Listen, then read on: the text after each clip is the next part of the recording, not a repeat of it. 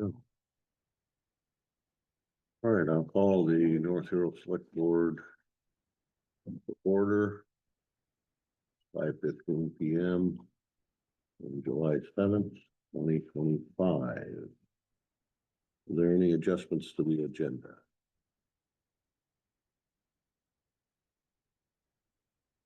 Public comment. This time there, I can listen to public comment, and we can potentially take up at future select board meetings. Hearing none. Approve the bills for payment. The end of the year warrant for review, warrant for approval, and we have our financial snapshots. Everybody taking a look at that?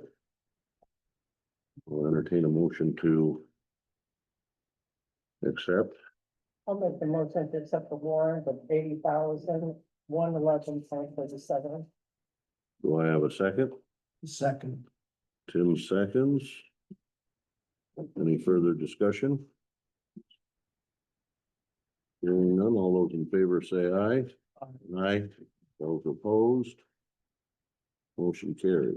We'll pass this around.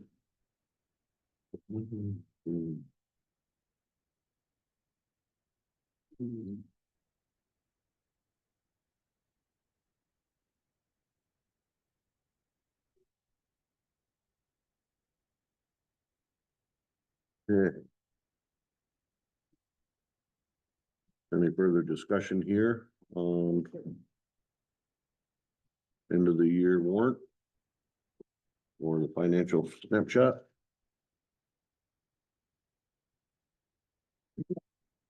Hearing none. We'll welcome our sign ambassador, Kenny Bassett. Thank you for having me. I'm just going to sit here. I'm going to read some notes so that we can stay on the same page. The first image that you see is the proposed graphic. The main body of the sign is 48 by 37, which is a foot taller than the existing signs. It's a classic New England black on white. Same font as the Historical Society uses and also the community hall. The 1789, I have two pictures of that. I'm convinced that that's a good number to use. Let's see. Most recent in 1803. Maxis P. Ladd wrote about it and registered that there would be the first town meeting on March 17th, 1789. So, well, in 1789. North Hero was part of Franklin County until 1803, and the county of Grand Isle was incorporated. And now the courthouse tower detail that's at the top center of the design. The sign proposal identifies North Hero as the shire town of the county and is therefore appropriate, in my opinion, to use the belfry as part of the design. Among the earliest stone courthouses in Vermont, it was built in 1824 and served simultaneously as our courthouse, our jail, and our town meeting hall.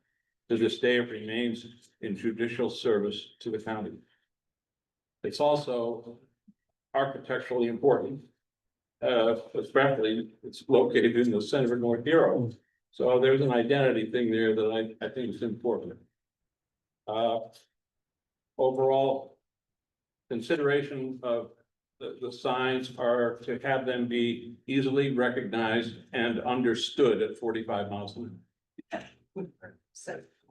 The second page, please, North Hero Development Regulation. Call your attention to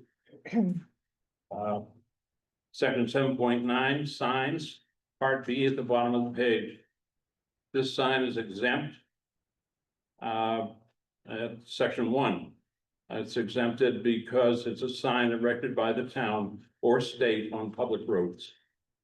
And then turn the page, part D at the bottom. And it says that all signs shall be of durable materials and shall be maintained in good condition. And turn the page. The existing signage on that page is at the north end, just after the Alberg Bridge heading south. It's 4 feet wide, 2 feet high. And the stanchions are pressure treated, unpainted. Both signs were erected by the Select Board between 1988 and 1990, as far as I can determine from conversations with Bobby Miller. His father was on the Select Board, and also going back to the town records. Although nothing was mentioned about it, I am able to know when Jack Miller and Joe Blackhead were on the Select Board. Note, one finial has gone missing on that sign. Turn the page.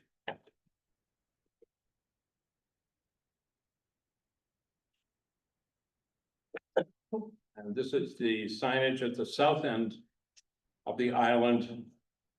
And the post with the brace on the right-hand part of the photo is a boundary between the state property to the right and the property belonging to Dooley on the left.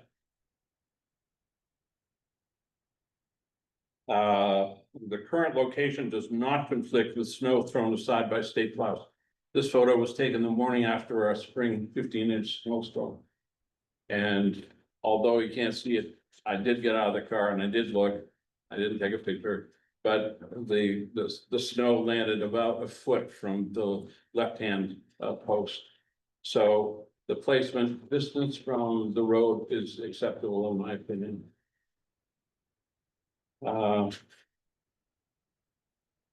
The current signage is barely visible because of proximity to the curve on Route 2 coming off the bridge and overgrown bushes on state property, so you don't see it. And when you do see it, if you are prepared to look to the right, you'll see it for about a second.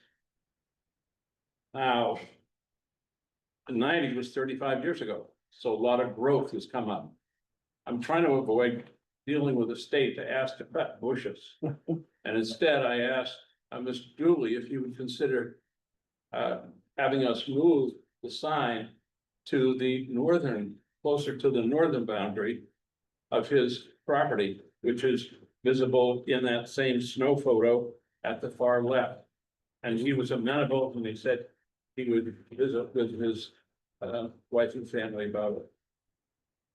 I contacted both owners, Barcelo at the north end, and the lady at the house, Katya, said, "You don't have to ask me anything, just go do it." I thank both of them for mowing the property around the sign. It looks nice because they do that. And I think we should all say thank you. On the page, please.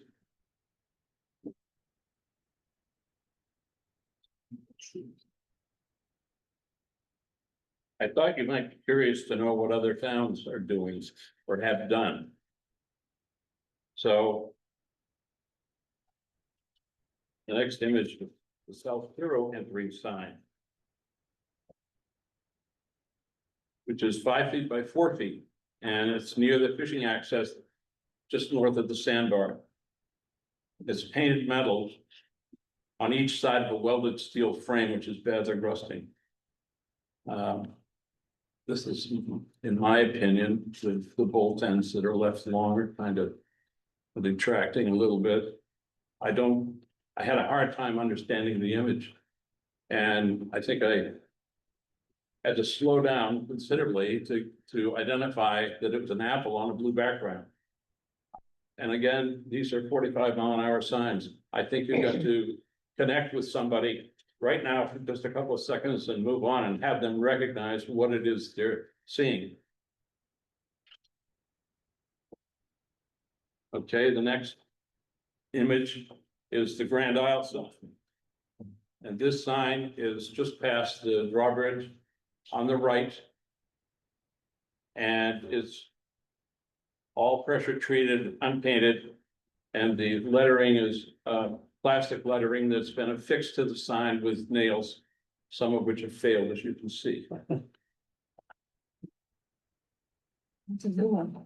And I'm not sure, well, it's at least, what, a year or two, something like that. I don't know what the big screw eye is at the top. At any rate, the next page, please, is the entering Williston sign. And immediately you can see the difference between an unpainted stanchion and a white stanchion with a black and white sign.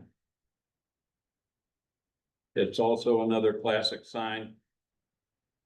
And in my opinion, the added signage for the civic organizations detracts from the sign itself. Not that I'm gonna do about it. The opinion that if you were an organization, you wanted to get permission to put a sign up, it would be a lot easier to ride on the coattails of the town that's already got a sign there.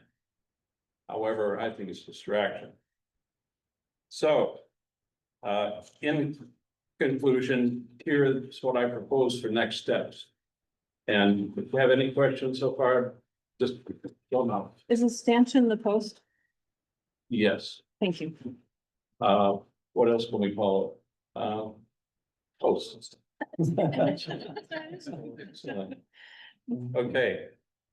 The next steps, one is to ask the select board to approve the proposed design.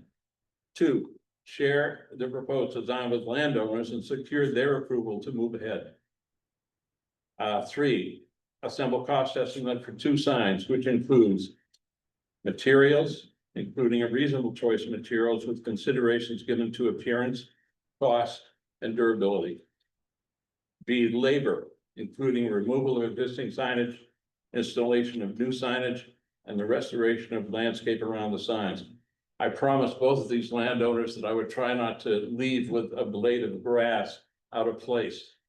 And I've seen municipal signs that have been in South Burlington. It's a great example. I didn't take a picture, but when they dug the hole, what are we gonna do with the extra dirt? Oh, we're just gonna pile it up around the post.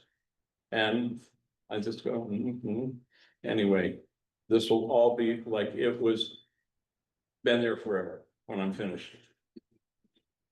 Subcontracts, including graphic design fees that are currently paid for by the ambassador.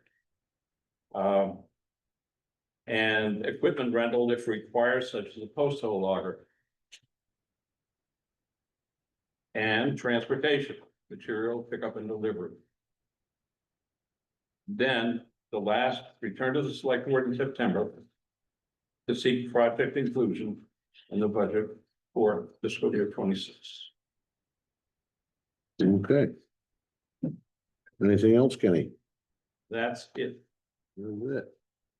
No, entertain a motion there to accept the I'm design. aware this was not done by committee. However, there are opinion leaders and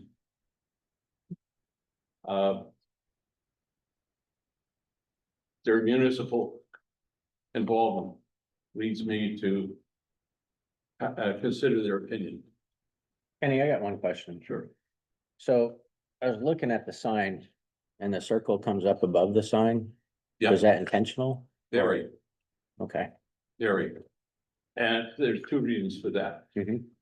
Is to create more space, top to bottom. And move the established EST 1789, move that up a little bit to create the space between. It goes all the way down to the bottom. That was the problem. Space between Vermont and Shiretown. Without having another line or another separate, it's just this graphic stuff and Yep. what appeals. The other reason is I like it. Okay. Now that image in the circle is not final, but it's close. Again, 45-mile-an-hour sign.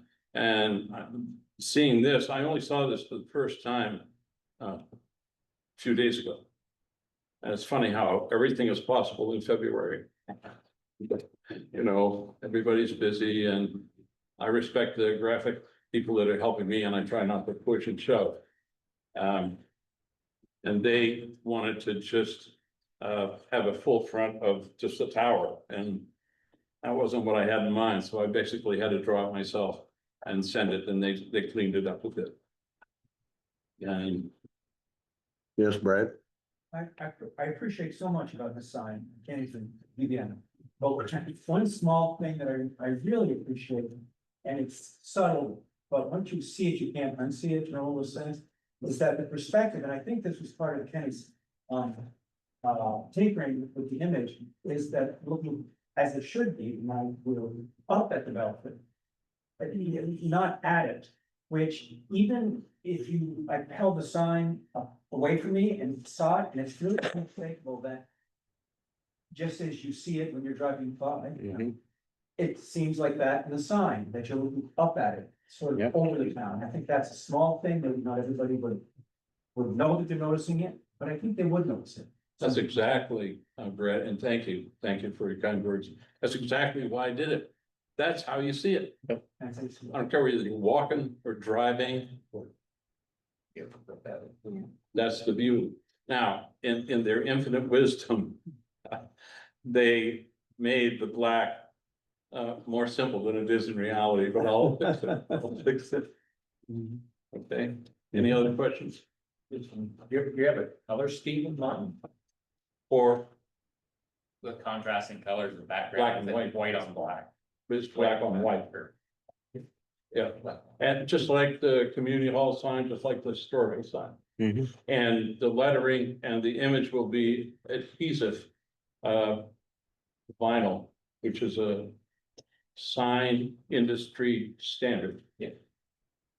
And when I come in September, I'll have choice material proposals. But I've got to price out a lot of things. Just for instance, the white, I think the stanchions, the post should be white. You can achieve that by paint, or you can put a sleeve over the whole post, which is.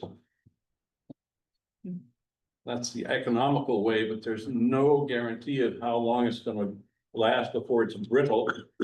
Or before it breaks or some kind of deterioration. Anyway, those are some of the considerations. Any thoughts about a thank you for visiting on the backside as you're leaving town? I don't have any. Okay. If you do, I've seen them before. I have to.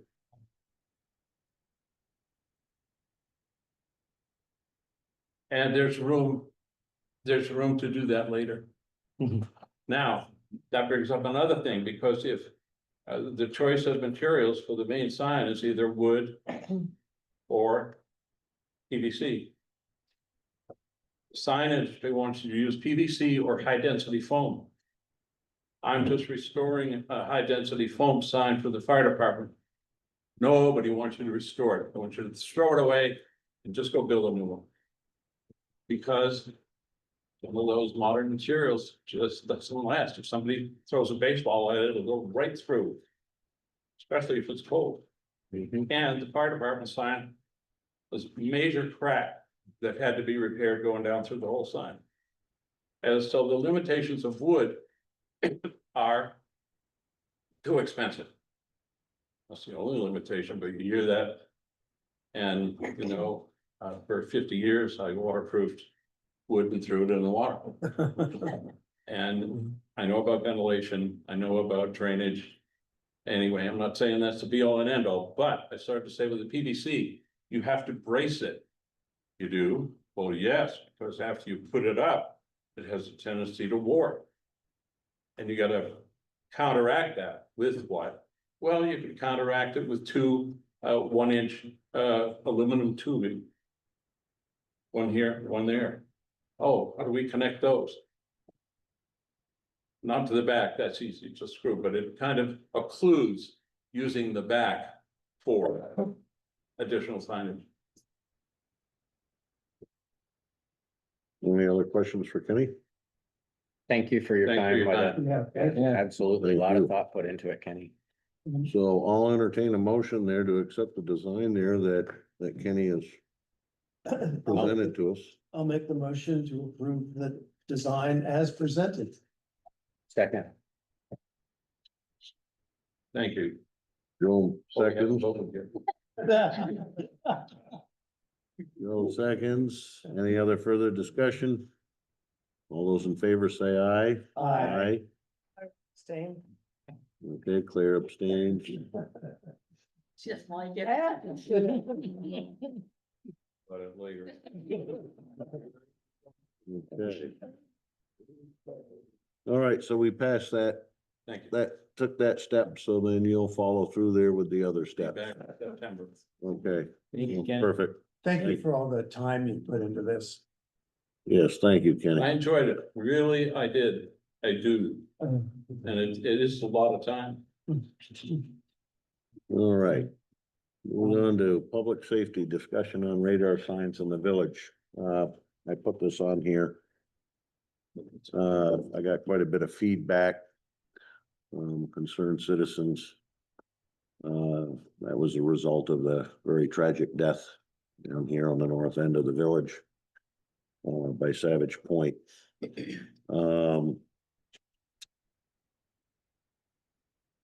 I can get back there with Joe Flynn. Joe wrote a note here as far as if we decide to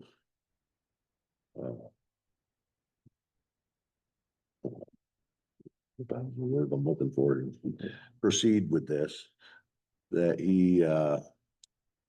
we don't need another survey done because that'll fall under when we reduce the speed here in the village. So, and there's a 50-50 grant. I'm not sure on all the specifics of that as far as with the installation or whatever, but it would be a solar panel that powers a battery. South Hero has them. I'm sure most of us have seen it. It does not, for those that are intent on breaking the law, it's not going to do anything. However, I do catch myself there going when I go through South Hero, either out of town or coming back in. It is a nice little reminder. So with that being said, I'd like to hear from other select board members here and the public here as far as if you would like to add anything to that. No, Go ahead, Joe. No, go ahead. I was just gonna say that I've heard feedback from a couple of concerned folks as well after the accident, and uniformly. The requests that I've received from taxpayers are to deploy such a sign. And I don't have any personal objection to it. I did kind of take a look at prices. I don't know, AOT there or Joe will let us know there what these signs cost. In doing a little bit of research on it. I mean, they vary quite a bit in price. But I think a fairly safe number there is anywhere, well, right around $3,500 per sign. So, and that'd be a 50-50 grant. Is this part of the state's responsibility or is it just the town's responsibility? The town requests it from the state. And then the state, they'll do that. And that's, And the nice thing is that we fall into that zone because we had a study done here. Not that long ago. So, so anyway, that's, does the state maintain it? that I don't have all the specifics on that. So, I mean, I have yet to start any kind of discussion there with Joe on this, so. But I do agree with Carl when I come into South Arrow, you know, there's been times where I'm carrying on a conversation and you see that sign and I'll subconsciously jam on the brakes. Mm. You know, and that's really what we want people to do is when they're not paying attention to Yeah. have something that alerts them to, hey, you need to slow down. And speed limit signs we've seen, it just doesn't work, but I think it's a good idea to try it. All right. Anything else? I think so, too. I make a motion that Carl continues the conversation with Joe Flynn, inquires about the cost of an appropriate and reliable sign and ask of Joe whether or not there are future maintenance obligations. Okay, Second, all right, Joe seconds. Further discussion? All those in favor say aye. Aye. Aye. Those opposed, motion carries. Okay. Community events at North Hero School, discuss table chairs, future needs of school building.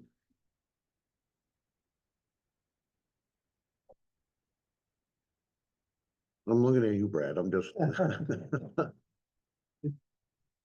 So I don't think, I guess there was some discussion on this. As far as what happened to some of the tables and chairs there that were in the storage trailer up at the school. And of course, the fire department had agreed not to do any more of the roast beef suppers. And however, they've received a lot of inquiries of if it's ever gonna come back. What happened there was that stuff was left and the trailer ended up becoming the property of the CIUUSD. They had no use for the tables and chairs. However, Isla Motte did. So Isla Motte ended up receiving, I believe, the majority, or if not all of them. So I guess that's basically the info that I have. I'm not sure. I think there that if the fire department ever did pursue, doing the roast beef suppers there, that it would probably take place here. And of course, the school there is kind of like in limbo here or whatever. And there'll be more to follow up on that, so. Any other, yes, Brad? As far as the community events, we're working out the lease with the GISU now. And looks like the kitchen and the gym cafeteria and maybe a room in there will continue to have community access to that. Including, and we had our insurers look at the kitchen, make sure you have to insure this stuff. And that's okay, except for a couple of items that need a safety guard. No big deal. Then besides that, perhaps a couple meeting spaces for small meetings that happen there. Well, as Carl said, that's for this coming year. What happens going forward with the transformation of education Vermont? You'll see what happens. It is the board's intent to maintain as much community access in that building as possible. The administrative offices will not be there. Well, it will be in Northville School, but only a part of Northville School. Okay. In fact, our first school board meeting is going to be there. Mhm. It's much moving, back and forth. The SU office is being moved there, the books and libraries are being moved down there, and a lot of work has been put into that by Matt. Here we are, there's a timeline, it'll be done by school's opening, which was the thing that we said, no matter what happens, we don't want to have it not quite, how that can be, not quite finished until November, and then everybody's meeting classes in the hall, that's not gonna be. Thank you, Brad. As someone who has set up those tables a few times, I'm glad to see them go. They were old and heavy and rusty and a pain. I Yeah. think if the fire department ever does a roast beef dinner again, we could maybe make some arrangement with the community hall where we borrow those tables, and it would be easier than moving those from the trailer. They're made out of lead. Yeah. Okay. So any other discussion on that?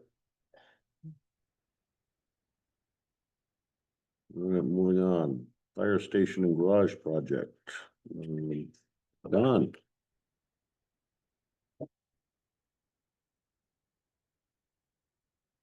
So in your agenda are several pieces of information, some of which have been developed. Some of which you've said parts of before or have been redeveloped, so, there's a narrative. A few pages long, dated, June 30th, and the idea of the narrative was to try to get, in one place. All the information about what we've done sort of practically and logically to reduce the cost, but then also to address as realistically as possible what the project is going to cost. Also to identify the money that based on the current budget that we have, the amount of money that we will need to raise via a bond. So all these pieces of information come together here, the level principal payments sheet that you have here tells you, your homeowner in North Hero and you are, based on the size of the bond, which is Lisa very cleverly put these all together. We have the amount that for a 3.5, a 4, and a $4.5 million bond, how much how much it would cost you as a taxpayer for if you had a property value of 200,000, 400,000, or 800,000. And anywhere in between, we just assume they can figure that out for themselves. But this gives you, as a select board, a basic idea of how this is going to impact the people who live here. I don't think we need to go through the cost saving steps that we talked about there. I think they're pretty clearly laid out here, unless there are questions on those things. We've done everything that we know to do intelligently to reduce the costs for the project.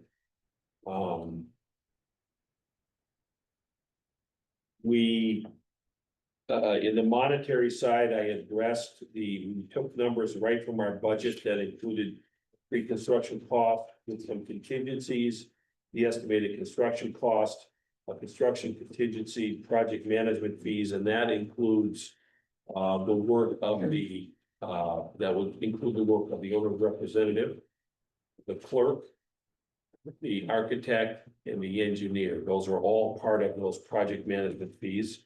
And then fit up, which is furniture, fixture, and equipment. That number has been derived from discussions with Mike and with Tracy. And those numbers I think those numbers are probably on the high side. But I would rather have them high at this point than low. Because what we're asking you as the select board to do is to, number one, to make a decision that we are going to have a bond vote, and number two, how much we're going to have a bond for. Number three is what amount should we use? Should it be a 10-year note or a 20-year note or a 30-year note? And so I've tried to lay this out as simply as possible that those are the decisions that the select board has to make. Will you authorize a bond? How much should it be for? And what will the term of that bond be? So those are all the things that are here, and then there is a brief sort of rundown that Corinne did sometime back of the timeline of how this would all occur. It does require the select board to do a meeting to explain the project. There would also be what isn't in Corinne's timelines, that there will be an additional meeting currently scheduled for the 12th of August here. That will be an informational meeting for anybody who wants to come. That people can simply show up. We'll have, I'll be here. The architect will be here. I'm assuming Carl will be here and Mike. And we're gonna set up chairs. Anybody who wants to ask questions or discuss the project, somebody can come if they want to hear their gripes. We want to hear. We want to know how our people feel, and we want to make sure that they know that they have a listening ear, that we're listening to what their concerns are, and that hopefully we'll be able to mitigate any concerns that people have. Then we will have an additional opportunity after that to reach out to people, because we're going to do a mailer after this meeting that will be moved, it will come along towards fairly close to the time of the bond. That will be a reminder for the voters, and we'll pick up sort of any loose ends that we feel like need to be explained to people at that time. So we've done our first mailer, we've sent out brochures. This is not on here. We're doing a second mailer, we're doing a third mailer. We're also going to end up with a second and a third article in the Islander. We are still working through how we're going to make some impact on front porch forum. We really haven't done, that's the one gap we've seen, that we just haven't been able to figure out how to make that a business to encourage people. Fundraising is continuing. So one of the things that you'll see here is that when we initially talked about fundraising, we looked at fundraising as a possible way to defray the cost of the bond. I think at this point, that is not a path that we should pursue, because we simply are not garnering significant, we have yet to garner significant amounts of contributions. I don't think they can be counted towards defraying the cost of the bond. I think they will ultimately do that, or they may go towards some aspect of this, like the fit up. But I don't think we can include those consciously. In good conscience, we can't say we're going to raise $50,000 or $100,000. I don't know what we're going to raise. We're right now somewhere around $20,000. And there's not been great progress. There's still a lot to do for us on behalf of the Friends of the North Station, but I felt like that best come out of any equation that we had at this point. Okay, So I have. all right, so I guess let's tackle stuff here one at a time.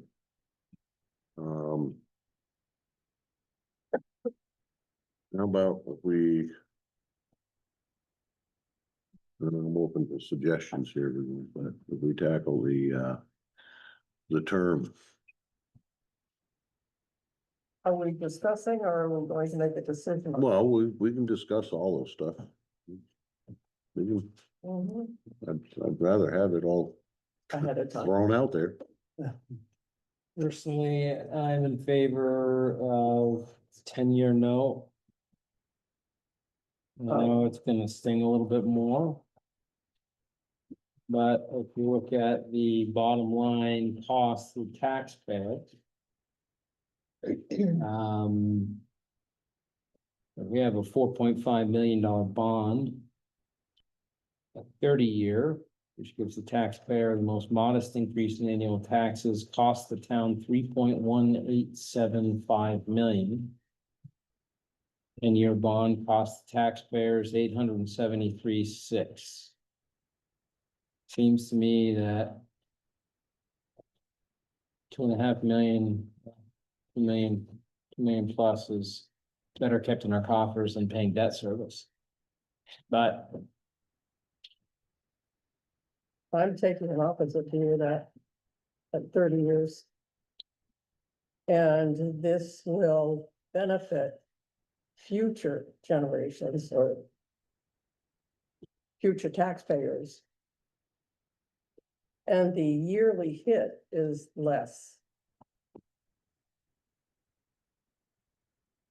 That's my opinion. Anyone else want to chime in? Well, I'll chime in here. And I've had several discussions with different people on this. where I'm normally in favor of retiring debt as quickly as possible. However, it front loads. It front loads all that for those that are here. That down the road, the others basically benefit from. So if we go to the 10-year, so in 10 years it's done. But they benefit there if they move on into town there, let's say in the 9th year, 10th year, 11th year, whatever, then they benefit from the previous taxpayers they're paying this thing off. I agree with you, Harry. I mean, $873,000 in interest there is much more palatable to me than almost 3.2 million.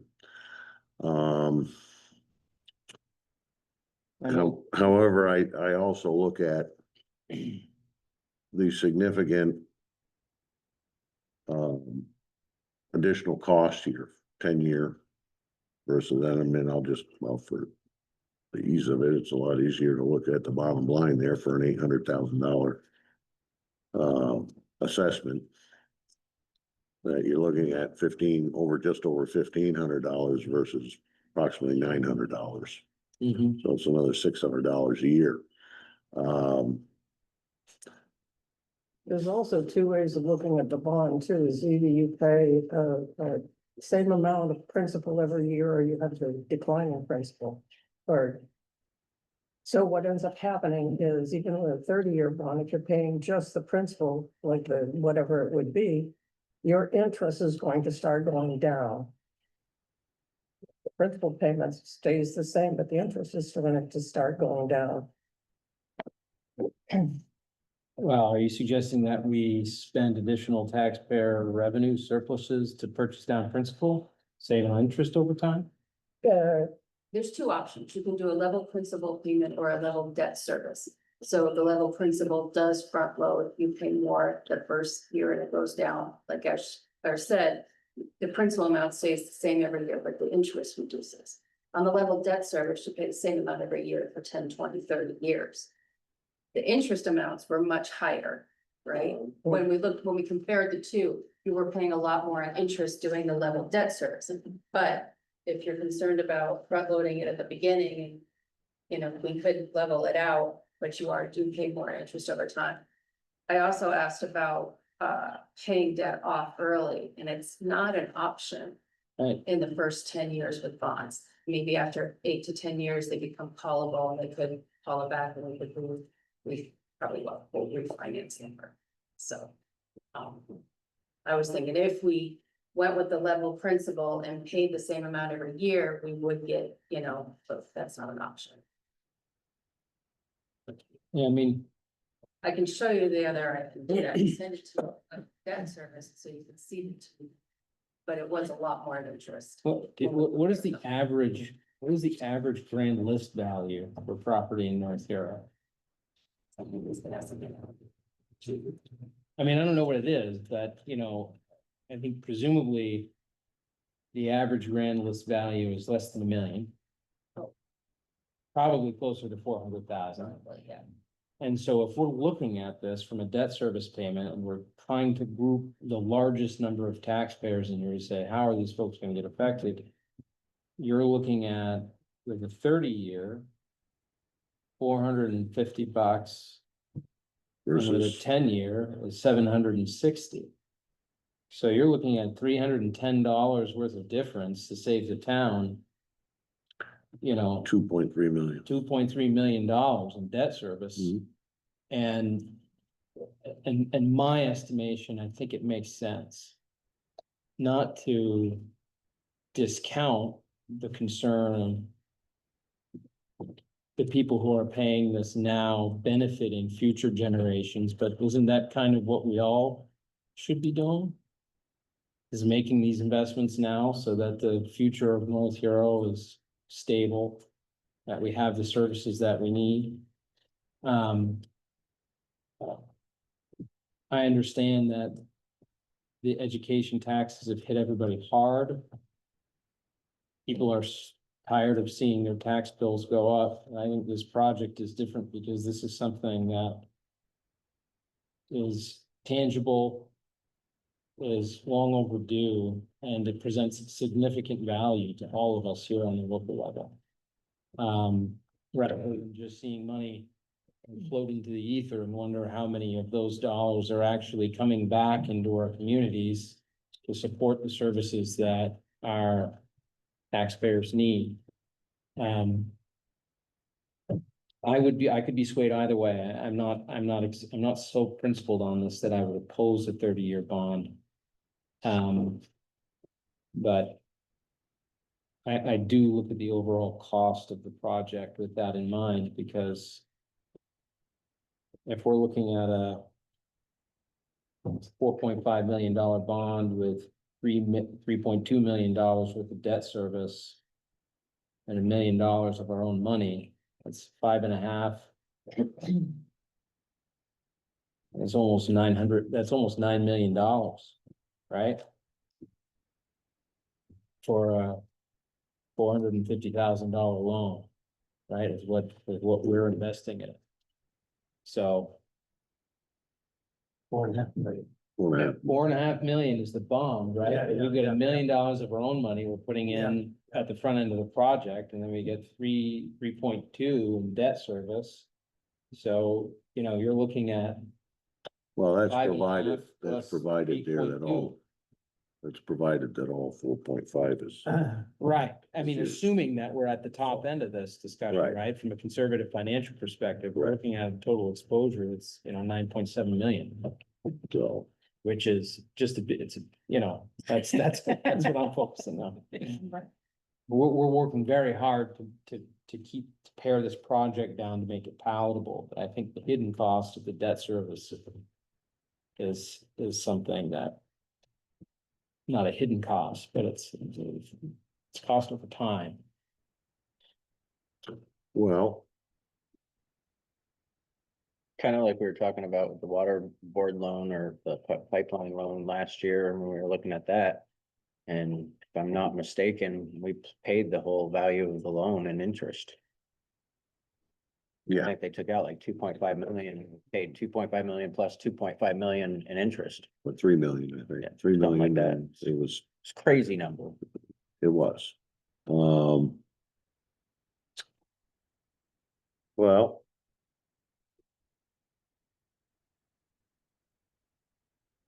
I mean, I can go either way on this, and I only say that because, I look at that there's a need for this. I also look at if and when we ever lower the median age here in North Hero, which is approximately 60, so that's 20 years older than Harry. So most of, I would think there'd be quite a few of them there that aren't gonna quite make the 30 years, myself included. well, I don't want to be paying this when I'm 70. Well. So, When I was looking this over.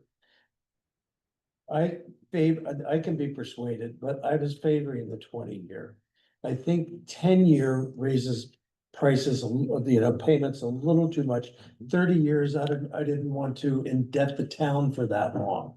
So I was kind of looking at the 20, but I am willing to discuss, 10 for sure. And this could be one of those points that perhaps we gather community feedback from at those Yes. presentations, right? Presuming that we do authorize a bond, if we're gonna be getting feedback on this before we make a decision as a board, it could help guide us ultimately, because I think either way, we've got to get, I would like to get this project done. I like the idea of having this project moving at the pace that it is now, and instead of waiting a year.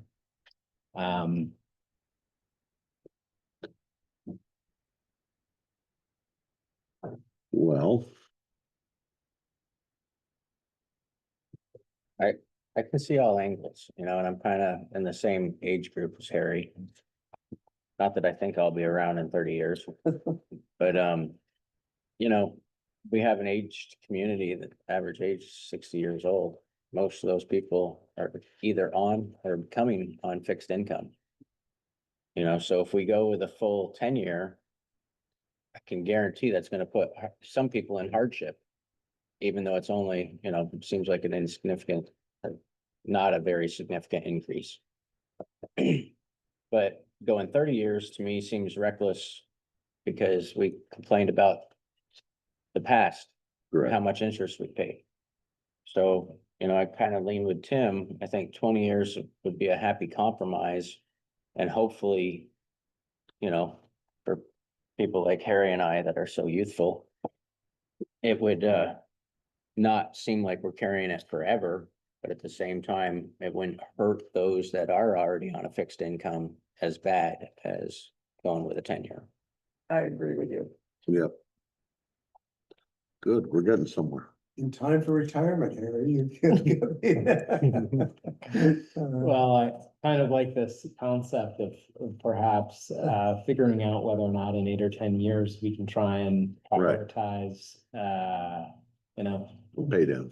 a pay down. I mean, Well, if it's gonna save, there's that 10-year that you Right. might be able to renegotiate. right, So, you know. And it's the immediate cost to the taxpayers. Now, this year with the school is pretty well set, but the next year is not. We have no idea. And it, you know, you're layering one over the other, it may just be too much.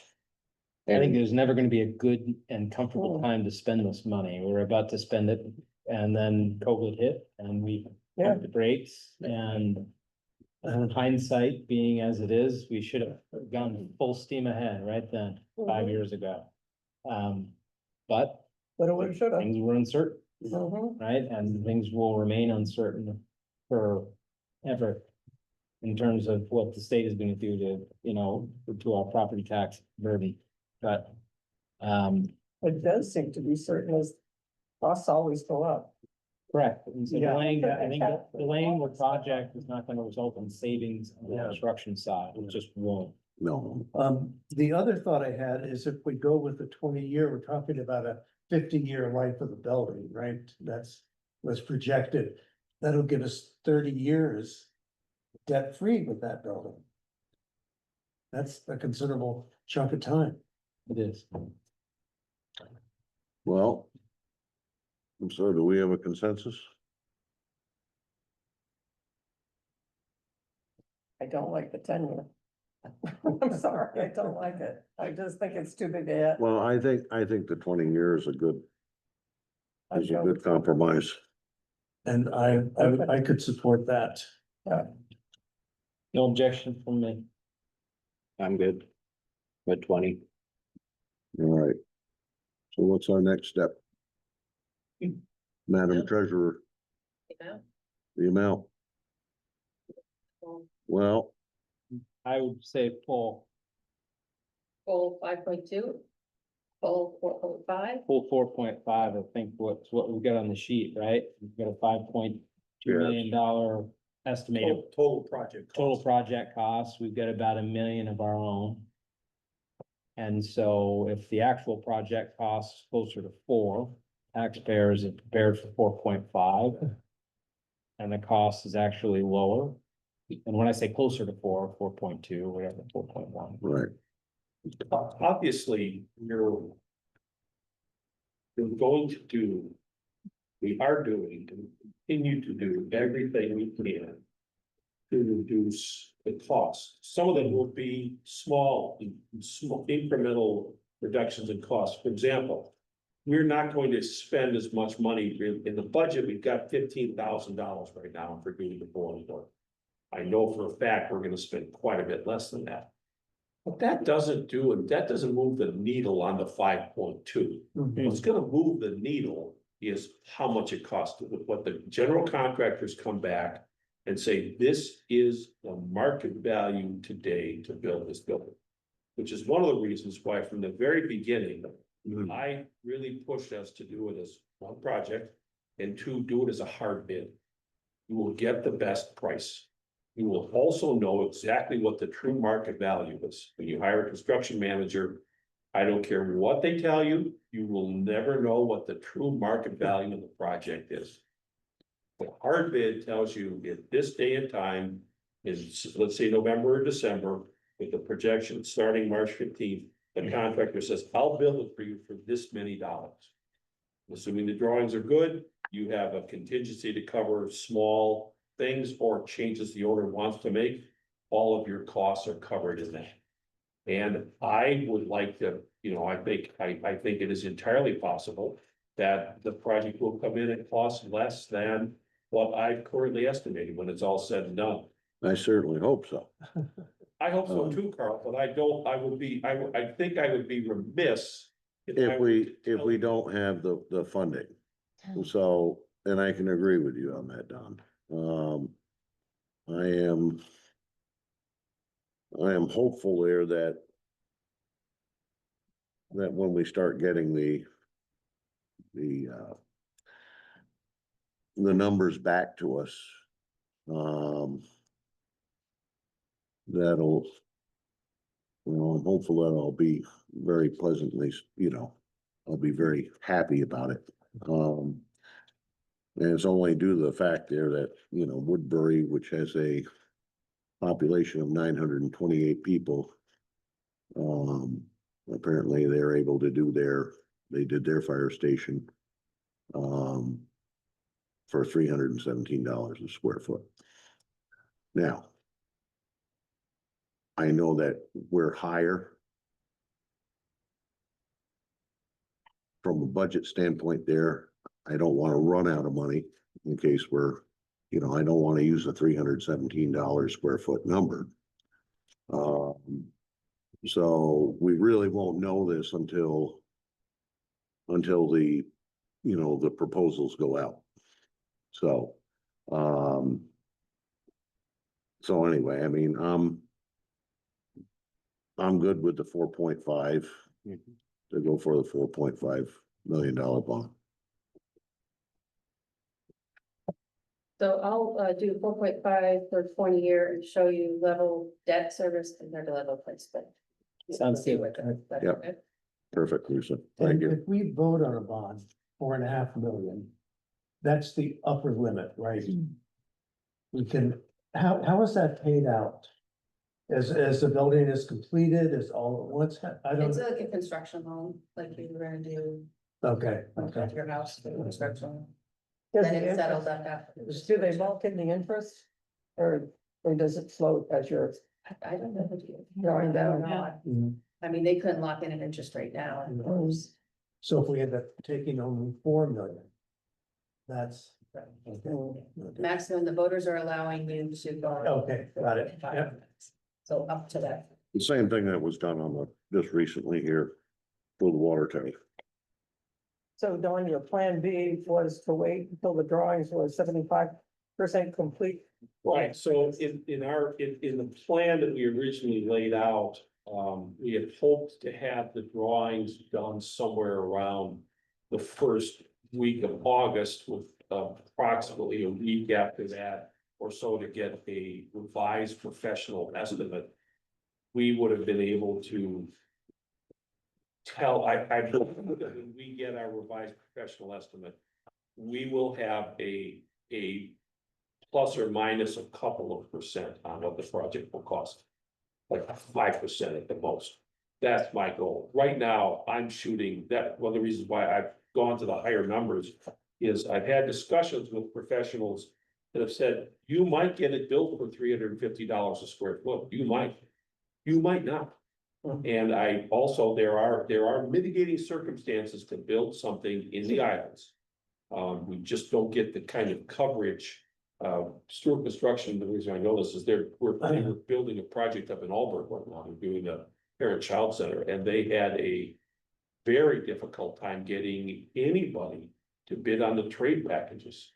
Because people who are busy in Chittenden County or even busy in Franklin County, they don't want to drive all the way up here to do work. If they can find commensurate work, closer to home, that's where people wanna do things.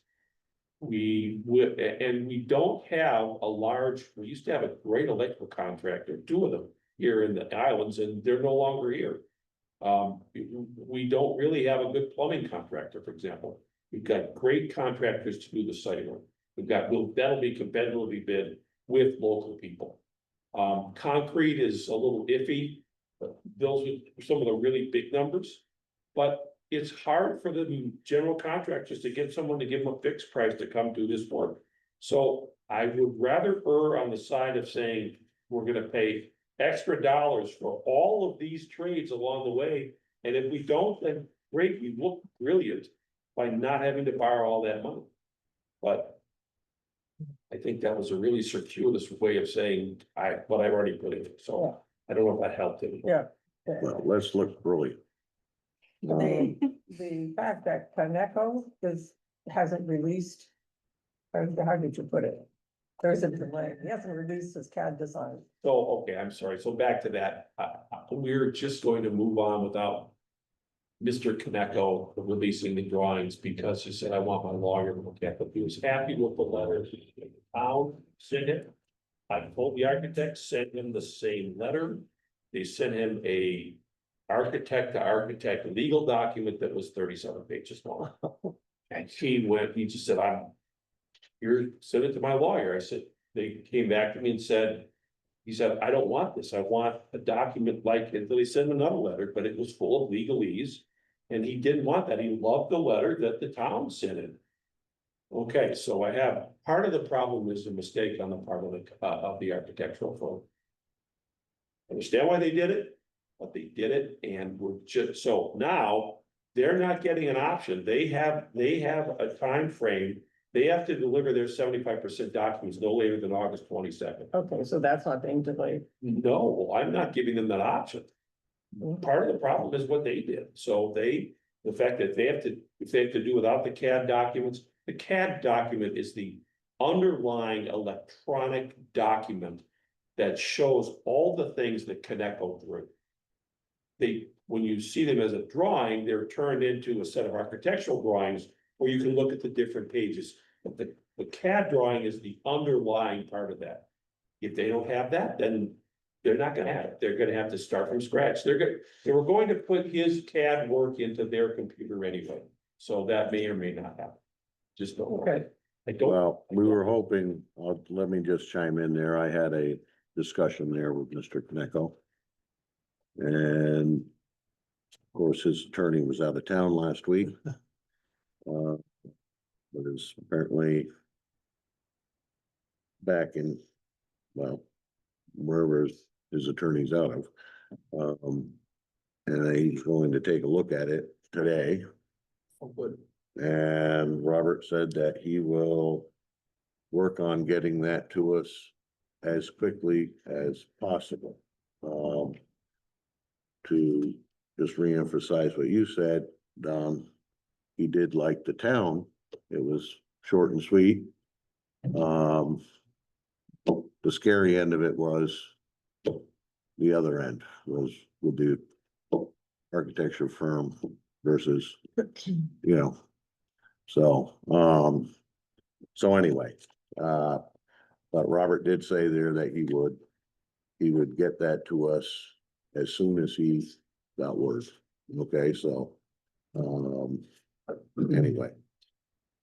All right. I just had one more question, Don. Is there any risk of having to do environmental cleanup on that site? That we haven't, that we don't know about, that's something that might, I mean, it's been a town garage, it's been the fire department. I was just wondering if that had been investigated. I didn't know if that had been investigated.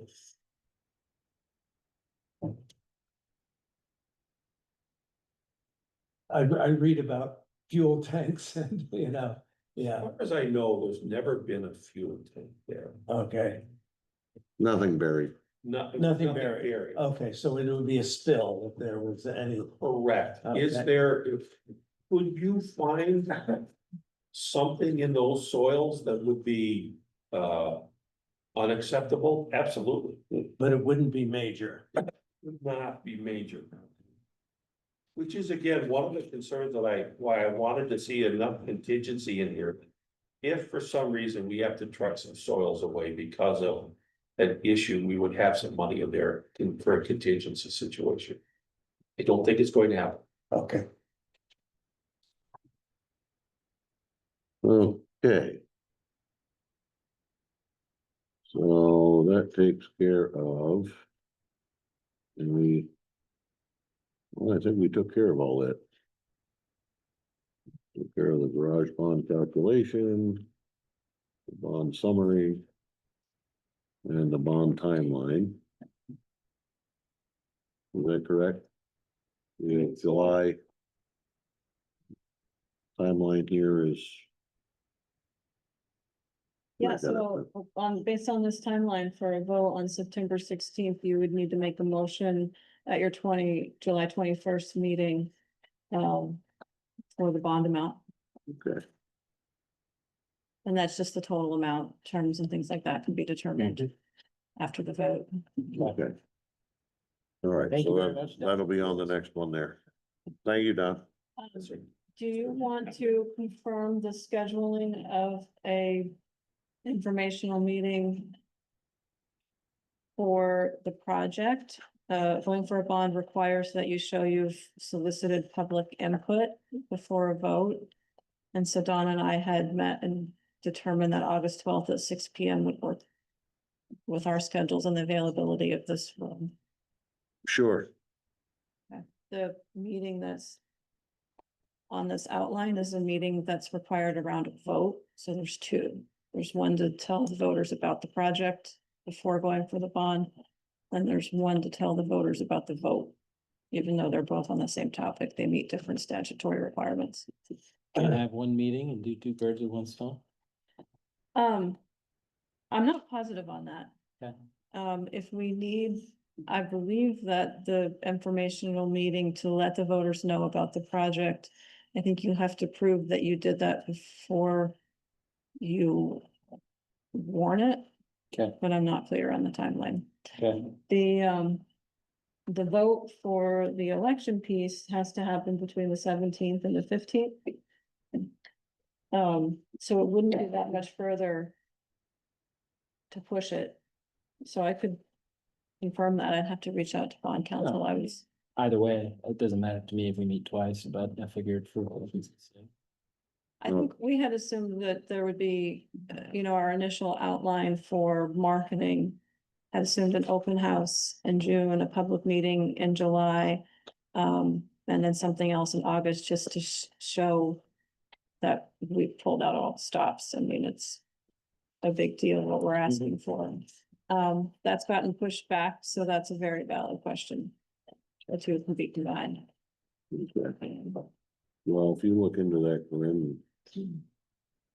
Let us know there. I think we're all, agreeable here that we can. Have these dates as set, or if we can combine that one there, if that's allowed.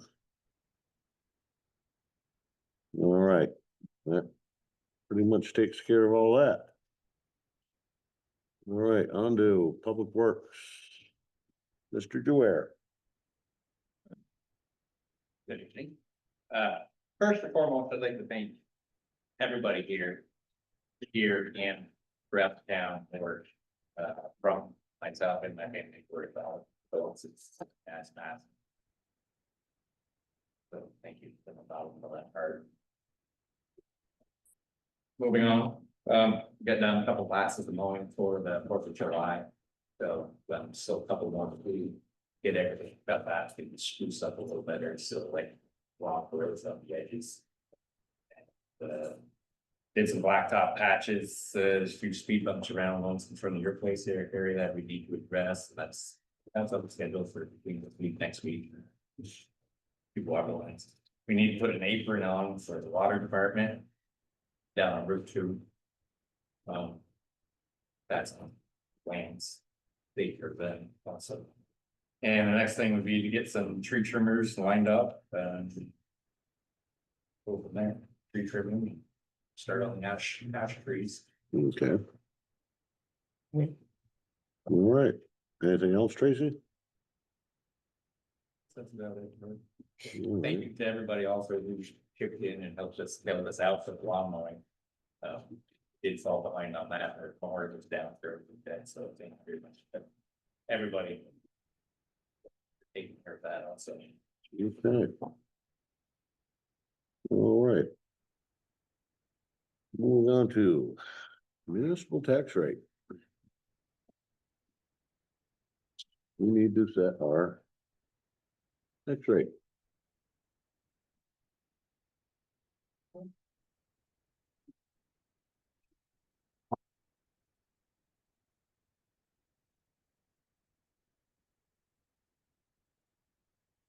So for 25, 26.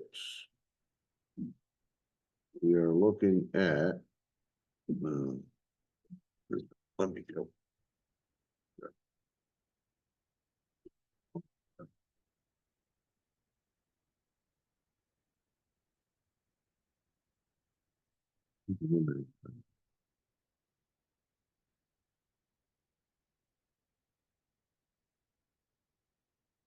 Well, Lisa, you wanna walk us through this? So, starting from the top, those are the numbers taken right from the town report that the voters voted on, which included the 40,000 that we were gonna apply from the general fund to, from surplus. And 25,000 for our public works surplus. And then 5,200 for the cemetery, 76,000 for the library. And then those are the voted articles on, that the voters approved. The 1,500 for the Northwest Unit Special Investigations and the $310 for the Knott Center for Independent Living. They're not highlighted in the town report, so they weren't included in that total budgeted item. So I had included them in the top number, so. Okay. If you add down, everything does, and Chad has checked this, the auditor has checked this, so it all adds up to what the voters approved at town meeting. So we get our total voter approved budget. And then the next line is for any additional previous year surplus you want like to add to, so that's would be on top of the 65,000 that you're already including from surplus. Okay, so. What we have here is the homestead education tax rate. Correct me if I'm wrong, if I have different numbers here, but 1.9789. Instead of the homestead, yes, education. Okay, for education tax, homestead municipal tax is 0.3922. Yes, Then we have the veterans exemption, which is 0.0015. So that gives us a homestead tax rate of 2.3726. But the municipal tax rate total of 0.3937. Right? Zero, right, yeah, so the 0.3922 plus the 0.0015 for the veterans exemption is 0.3937. So 37, yeah, 3937, okay. All right. And then going down to non-homestead is 1.9679. For the education tax, municipal tax is 0.3922. And the veterans exemption there is 0.0015, giving a grand total of 2.3616. Correct? Correct. And that is for the 25, 26.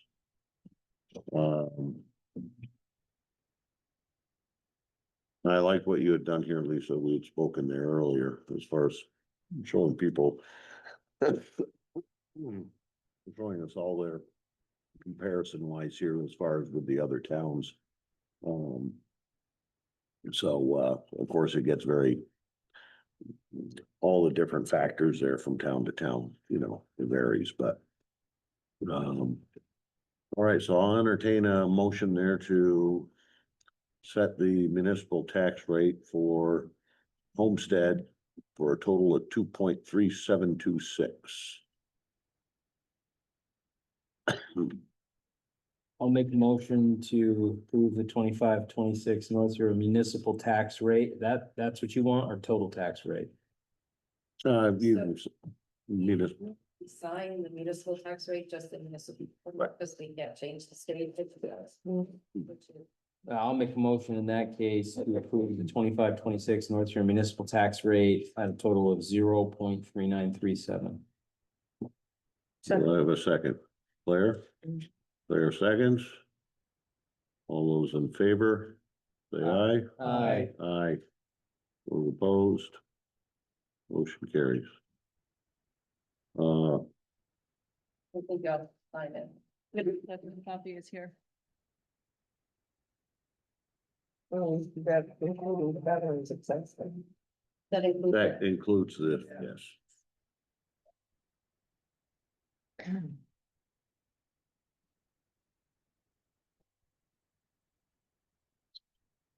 So overall, the homestead tax rate will go up about 1.35% and the non-homestead 4.78. Okay. Okay.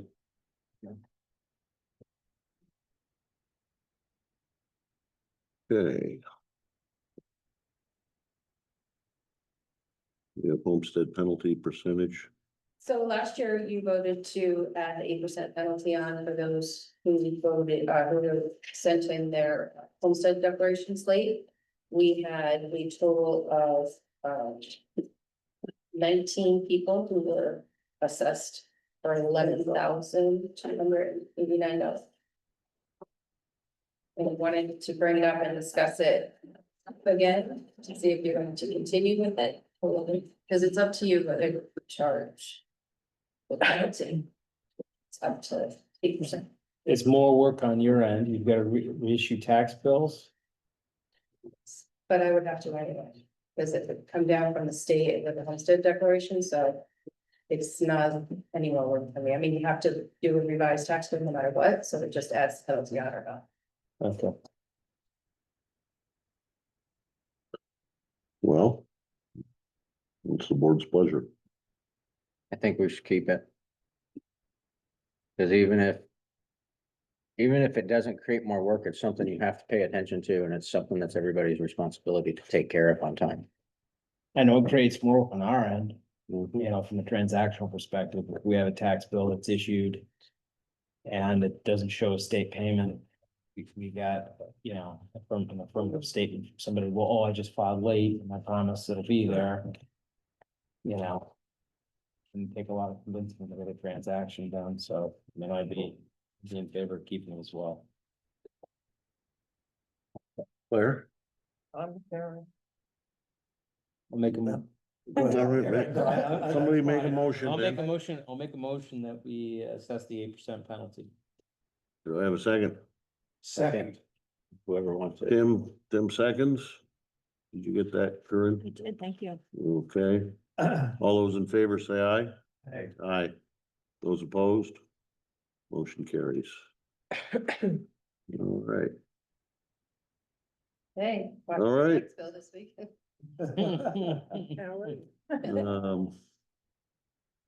change in audit date. Yeah, so the audit was supposed to be Wednesday, Thursday this week, and we had to change it. It's Monday, Tuesday next week. But only year-round. Next Monday, Tuesday? I should be. He usually likes to talk to somebody from Yeah. stuff. Well, Claire would be the one. I'll be on a roof. Okay, so Monday, Tuesday, next week.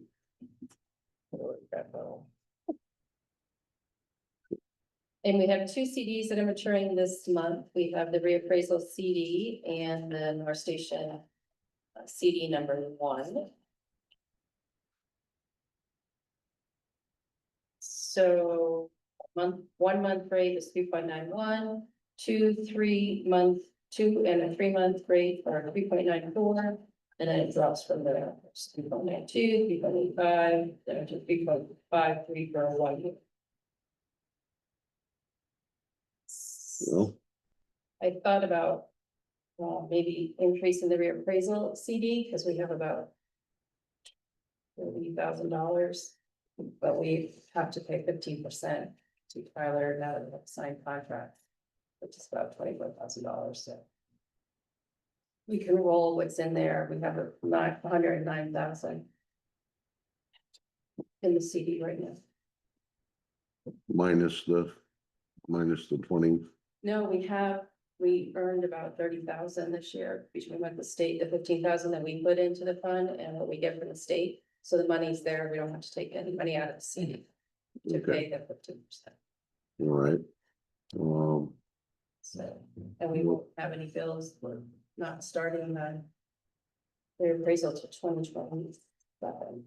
So we've got time to keep investing this. What about a 3-month term at 3 point, what was that? 3.94. I'll make a motion that we invest the CD for 3 months at 3.94. Second. Harry makes the motion, Joe seconds. Any discussion? All those in favor say aye. Aye. Aye. Those opposed, motion carries. Thank you. Yeah, Joe. Joe made the second. Yep. Okay, And North Station. North Station, So that number one is about $219,000. all right, and knowing there what we have coming up, We had 345 sitting in a checking account for that fund. So we have okay, 345 to use. all right. So that'll get us through for sure, I mean, Yeah, so, I'll make a motion that we reinvest the NSBRC CD maturing on July 23rd on a 3-month CD at 3.94%. do I have a second? Second. Joe seconds. All those in favor say aye. Aye. Those opposed, motion carries. Okay, Thank you, Lisa. thank you very much, Lisa. Okay, policies, here we go, policies. Second review and approval of policies for federal grant management. As I stated last month, there's a series of policies that we're going to need to either create or review in anticipation of a single audit for the federal funds that will be expended for the upcoming water infrastructure grants. And last month was your first month reviewing these. And I now think they're ready for approval. Okay.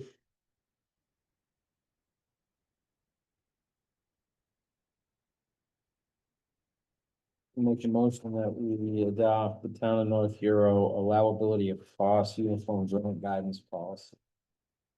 I will second. In seconds, any further discussion? All those in favor say aye. Aye. Aye, those opposed? Motion carries. On to grant cash management.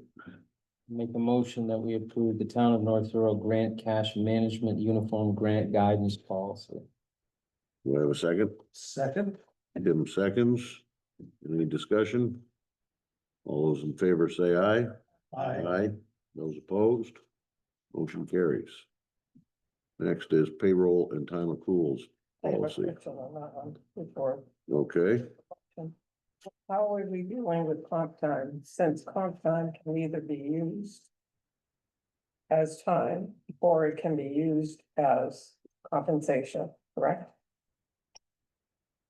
And this it doesn't mention it. That was my only question, is it doesn't mention how you handle comp time, or should we have a line that says, please refer to? No, I mean, our procedures are, well, first of all, we have a personnel policy that really clear delineates that. And then we also have procedures in office that we use for processing. I called up our auditor and we had a long discussion over the difference between procedures, controls and policy. And this is meant to be like an overarching guidance, mostly around who does what, which is why you see Lisa inputs it, assistant clerk reviews it, select board approves it. That way, you know, if we have to make tweaks, you know, to just day-to-day procedure. And or the personnel policy, like maybe how we put out comp time or when you get it. We're not having to redo the whole slate of documents around that. So I think comp time is covered and, I mean, otherwise we'd be basically redoing the personnel policy. Right, We'd have right. to That's what I'm outline- saying, you just- No, thank you. Yeah, we're gonna, yeah. And the comp time is always paid. Mhm. I mean, they earn the comp time, but it's paid out as part of it's paid. It's not like, I'm gonna take a day here.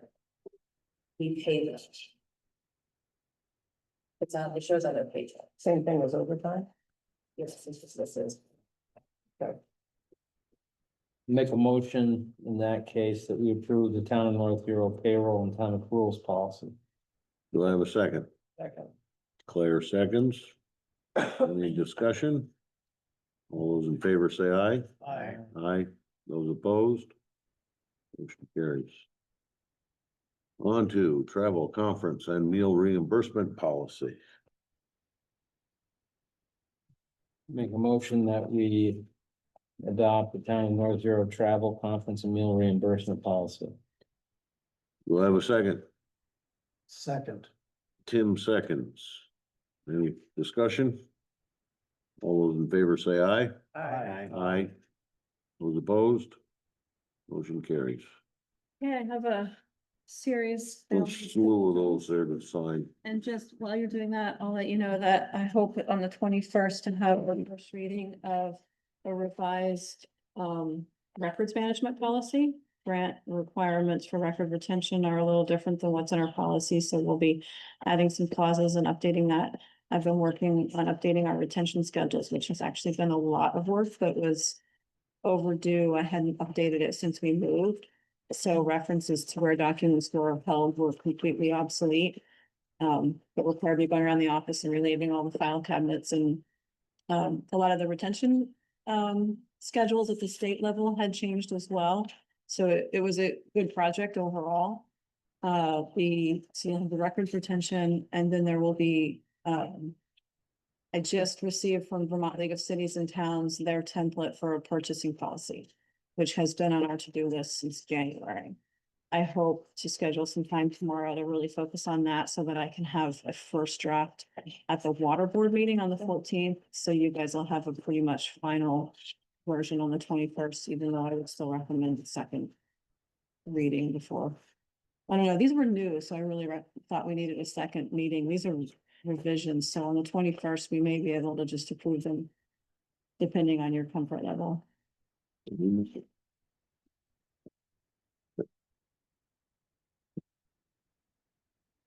Well, thank you, Corinne. You got it. There'll be more coming. You guys wanted a review of the appropriations policy. I've had to kind of put that off to prioritize these.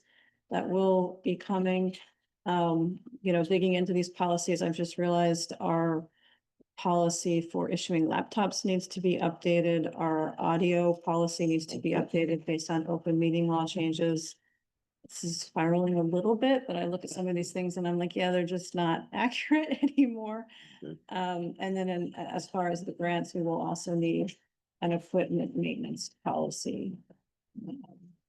I'm trying to decide how wise it might be to put that one off a little bit, because Passive, our insurance company, really wants us to have a lockout tagout policy. Tracy and I had decided that would be a good winter project, but I think the two would sync well together, so Okay. more to follow. All right. Thank you. Never Corinne. ends. Meeting for you guys. Yeah, Good. all right. Well, thank you. All right, next on the list is community hall overnight parking on town property. It has been witnessed that there's been overnight parking out back here. And I just wanted to bring that to the board's attention. We're the ones there that set the policy. And whether or not we introduce that and possibly get some signs that have no overnight parking on town property or. I am personally in favor of not allowing overnight parking. Number one, we have town employees who show up early in the morning.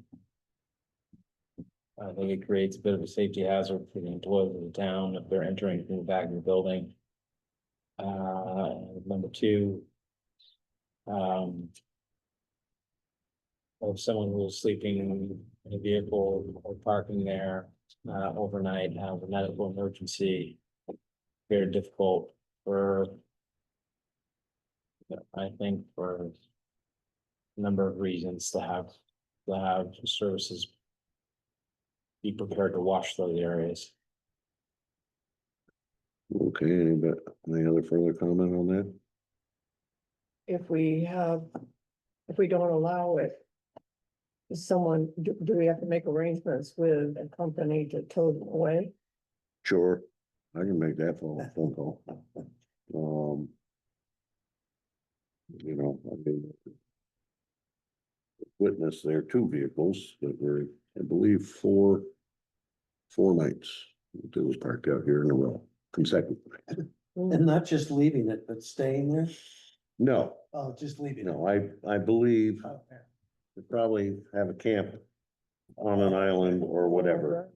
But, and it is a nice place to park because you don't get the afternoon sun, Oh, okay. you know, but I do not think there that we should encourage any overnight parking, Yeah. you know. I mean, if we get events too, I mean, it's not, Correct. there's unlimited parking here, there's, you know, should be made available for the businesses and for the hall. Correct. Just logistically, where would they park? If they're going to the island? Well, they're going to the island, they probably have a boat on a slip here, so they're marina, part of the Heroes Welcome Marina, Oh. and they have parking In the back, beyond our parking. Right. beyond our parking, they have parking in the back there for those. Yeah. So. Okay. So how do we handle that next? So if you're talking enforcement, you need an ordinance. Yeah, absolutely. Anything that allows an official of the town to do a fine or some type of penalty like towing has to be clearly outlined, so it's uniformly applied. What would happen if we put up a sign or two You Let's can- see how it goes. But yeah, and the problem went away? Would we still need an ordinance? no, No. well, you couldn't enforce it though, so you could put the sign up and hope Enforce it. people comply. Well, let's see if people comply. Right. Get a couple of signs first. And Tracy, you can get those there and just get with me and we'll, And perhaps this would warrant a discussion with the purveyors of the moorings, our neighbors. To let them know that it would be, maybe be a good time to remind them, their customers, that the paved areas are not to be used for their parking. Yeah, I would recommend that, but I think they've also tried the sandwich signs that have all gone up. Yeah. You know. They have. Yeah, I think there was always a requirement to pay to leave your car and they were never monitoring it before this year. So now there's a sign there that says marina parking only, you have to have something on your Okay. visor. I would be curious to know what their enforcement of that is. Yeah, you know, yeah, We just need to make our overnight parking much more expensive. yeah, that's. Theirs is easy, it's private property, they just call and say, this car isn't supposed to be here, and they have it towed. I was thinking more like, who do they get to come up here so that we know? Keystone or Yeah, Stones, yeah, yeah. Stones will come up here, they tow Brandy's car all the time. Or you could First- just Yeah. have, you know, like a blink camera system hmm, in the back.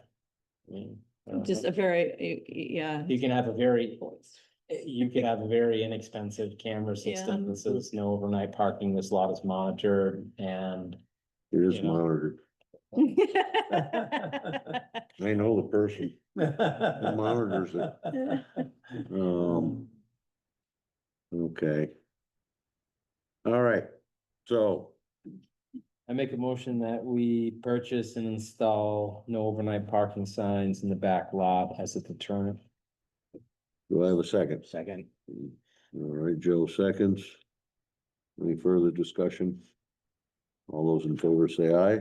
Aye. Aye. Those opposed? Motion carries. All right. Let's see here. Friends of Northern Lake Champlain Lake and Watershed Action Plan to improve water quality and carry and PLS Bay Select Board Representative. This is, the Shoreland Committee presented this, what, a week, 2 weeks ago. And it's the study, the train has left the station, it's happening. And basically what they want is someone from the select board that can be a liaison with the select board. I don't think there'll be any decision making. I spoke with Joe. He did not want to do it. So that's why the letter went to me. So this would be just an approval of me to be a representative on this committee. I'm all for it. All right. I'll make a motion that Motion. Tim is appointed the liaison for the Friends of Northern Lake Champlain. Second. And Claire seconds. No further discussion.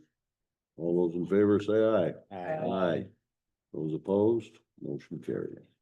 I abstain. Oh, you can vote for yourself. then. All right, what else do we have here? Email, yeah, I got that. Yeah, Correspondence, DRB, applicant notice, public hearing, DRB warning. Yeah, I did not have a lot of information at the time that the agenda went on a little early, and this is because Camp Ingalls. Camp Ingalls at Oh, the yeah. end of South End Road, there's a proposed subdivision and housing development going up down there. I think you might know a little bit more about it than I do. It's listed. Initially, they're proposing to subdivide 30 acres to 2 lots.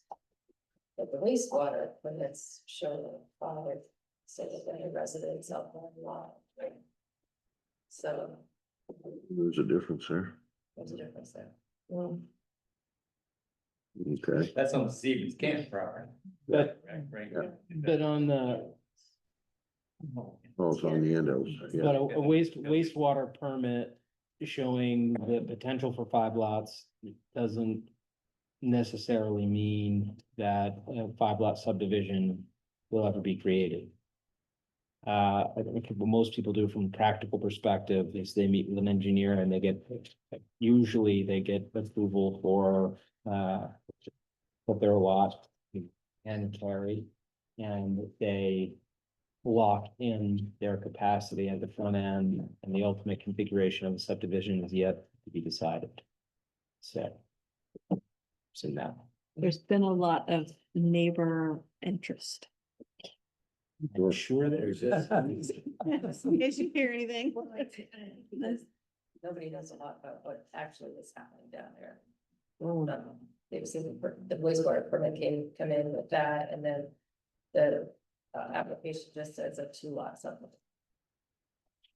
on the wastewater. Or for the building application, Just the building application, the DRB application showed a subdivision of 2 lots. there's 2 lots. 2 lots. Well, you can't put in 5, if DRB agrees to 2, you can't put in 5. No, unless you amend the subdivision later on No. and you create more lots over time. I think the big issue, the big question is access. How are they gonna access this? I was just gonna say that becomes a road now. Right, but it's only. which Yeah, shows that It'll have to be upgraded. DRB will catch that. 25 foot. Yeah. Then you need the setbacks, which. Yeah. So. Yeah. Anyway, Okay. yeah, there is a lot of neighborhood interest in what's going on. But that's all. Okay, I have full faith in our DRB. I'll make a motion to adjourn. There is? Yeah, so we have this revised or final local emergency management plan, it's a very small point, but on page 13, we still Oh. have Desiree Malte as the town health officer. Oh, it's not on the agenda. That's why I made a. Yeah, motion. it's not on the agenda. This is being distributed for, I mean, it's final, it's done. It was signed off on and approved, so And these they are were supposed to updates. change it. Everything with Desiree was supposed to go. Never mind. So, yeah, that's something We'll to bring up revisit. with Brandy, you know, Yeah. I mean, I was printing it out and thinking of updates that I could have made. This is a constantly changing document. You know, I'd gotten new information from the school based on the lease they're working with about contact, and I thought, you just have to stop at Yeah, a certain point. yeah. So this is what Brandy has approved and what Brandy submitted to Okay. the state. And you all should have 3-ring binders at home with Yep. all of this information in case we had the ultimate catastrophe, there's no internet or electricity, you have something you can hold. So this is just updates. And we all know it's not Desiree, so it'll be okay. It's on the record now. All right, there's a motion on the floor. Do I have a second there for adjournment? Second. Claire seconds. All right. All those in favor say aye. Aye. Those opposed, motion carries. We are adjourned at 6:56 PM. Say, Corinne, who is the health officer? It was Desiree.